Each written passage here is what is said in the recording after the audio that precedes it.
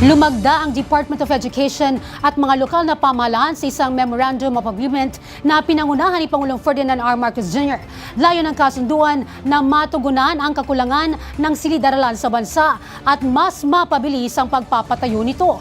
Si Dane Golimlim sa detalye. This is the second batch of partnerships for our nationwide classroom building program.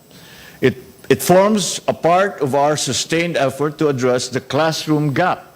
Sa isinagawang presentasyon sa Ceremonial Hall ng Malacanang, formal na inilunsad ang ikalawang batch ng nationwide classroom building program ng pamahalaan. Ayon kay Pangulong Ferdinand R. Marcos Jr., nananatiling hamon ang kakulangan ng mahigit 144 silid-aralan sa bansa base sa pinakahuling tala ngayong Enero 2026 na nagiging sanhi ng siksikan at shifting classes sa ilang paaralan.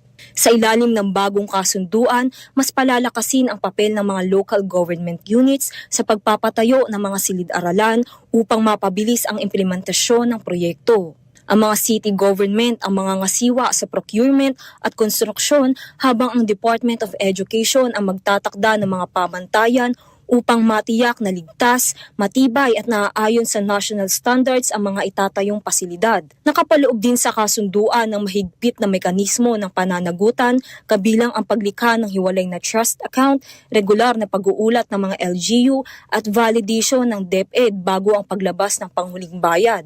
Sa ilalim ng General Appropriations Act, mahigit 85 bilyong piso ang inilaan para sa basic education facilities kung saan 9.6 bilyong piso ang nakalaan sa unang tranche para sa halos 4,000 silid-aralan. Bahagi ito ng mas malawak na reforma sa edukasyon na kabilang ang pagpapalawak ng mga programang pang-edukasyon, pagpapabilis ng pagkuha ng mga kagamitang pagkatuto at pagpapabuti sa profesional na pag-unlad ng mga guro.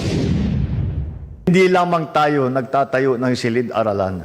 Nagtatayo tayo ng isang matibay na kinabukasan para sa ating kabataan at para sa ating minamahal na Pilipinas. Because every classroom we build gives our children a better future.